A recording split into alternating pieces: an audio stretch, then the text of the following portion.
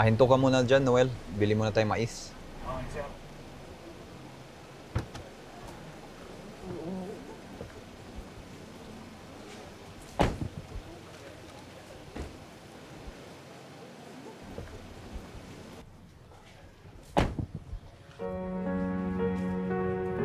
Sir, bulaklak po.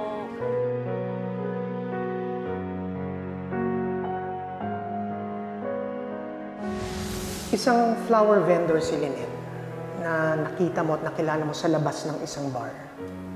Nagkamabutihan kayo.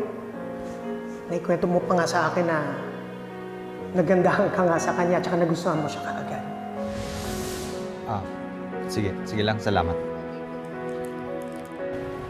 Pabili ng 5 mais. Bulaklak! Wag muna. Ate, Ay, ma'am. magkano po yan? 500 lang para sa'yo. Biling ko na. Thank you, mama. Ito, sa'yo na yan. Ay, talagang. Tago mo na yung sukli. Ay, thank you nung marami po. Alam mo, ate, hindi mo na itatanong. Dati kasi, nagbebenta din ako ng mga bulaklak. Oo, talaga? Sa ganda mo niyan? Hindi, talaga. Nagbebenta lang ako ng ganito dati. Kaya ate, kung ako sa'yo, magtiyaga ka lang, trabaho ng mabuti, aangat ka din sa buhay. Thank you po nung marami, ma'am. Ang ganda nitong mga to, ah. Oo, last na yan namin. Sige, salamat dito. Thank you po. Salamat.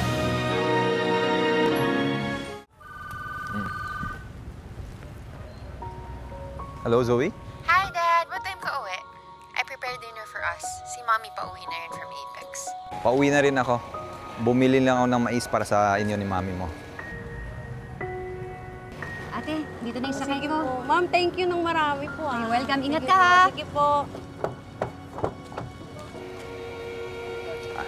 I was thinking of buying her flowers also. That would be a good idea, Dad. Okay, sige. See you. Noel.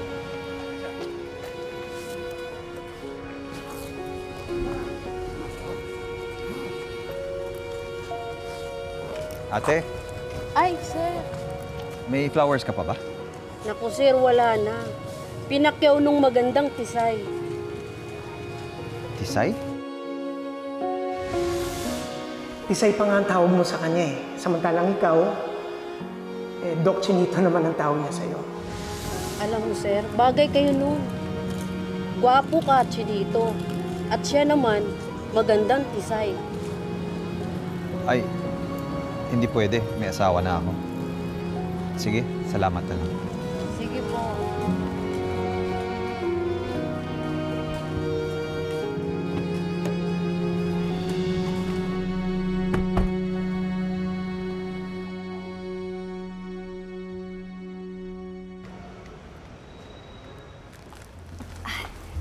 Ako, Ma'am Giselle, pasensya na po ngayon lang ako dumating.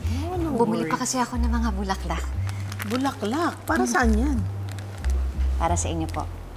For me? Apo. Wow! Hindi ka na dapat nag-abala, pero... Anyway, these are gorgeous. Pero para saan to? Mura lang naman po yan, ma'am. Gusto ko lang po ibigay sa inyo kasi gusto ko po magpasalamat sa lahat po ng tulong ninyo sa akin.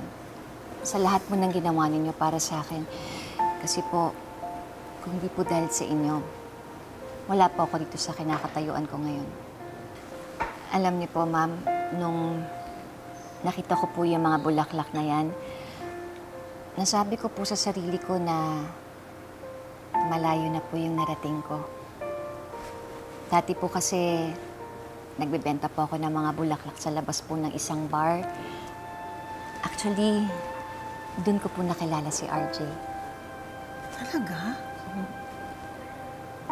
Nagsisisi ka ba na nakilala mong kapatid ko? Ay, naku ma'am, hindi po. Hindi ko po pinagsisisihan lang mga nangyari. Kasi kung hindi ko po nakilala si RJ, edi wala po si Annalyn. At yun po talaga yung pinagpapasalamat ko. Tapos ngayon naman po, dahil po kay RJ, nakilala ko naman po kayo. po, Ma'am Giselle. Kayo po yung bumago sa buhay ko.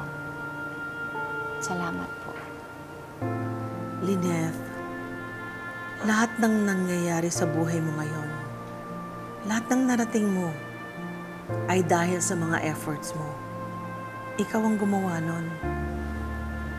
You know, I see you as a very sincere and loving person. And I truly believe that everything that you have right now, you deserve it. Deserve mo yan, Lynette.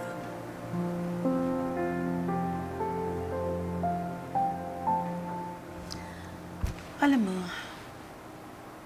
minsan tuloy napapaisip ako eh.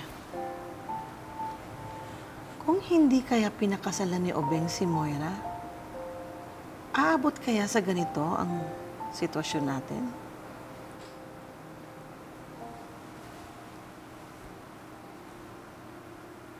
But anyway, I truly believe na kung ikaw ang pinakasalan ni Obeng, magiging mag-best friends tayo.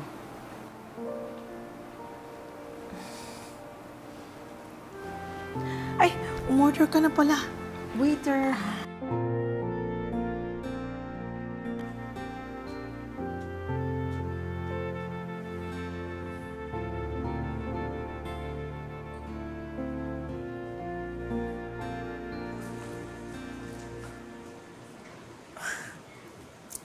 Robert,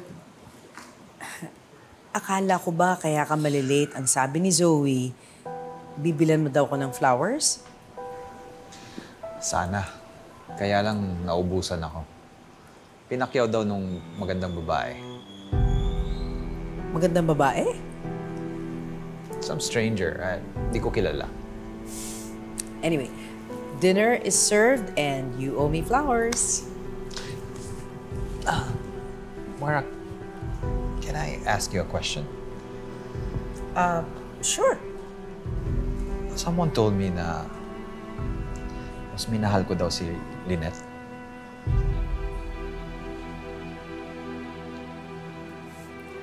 Who told you that?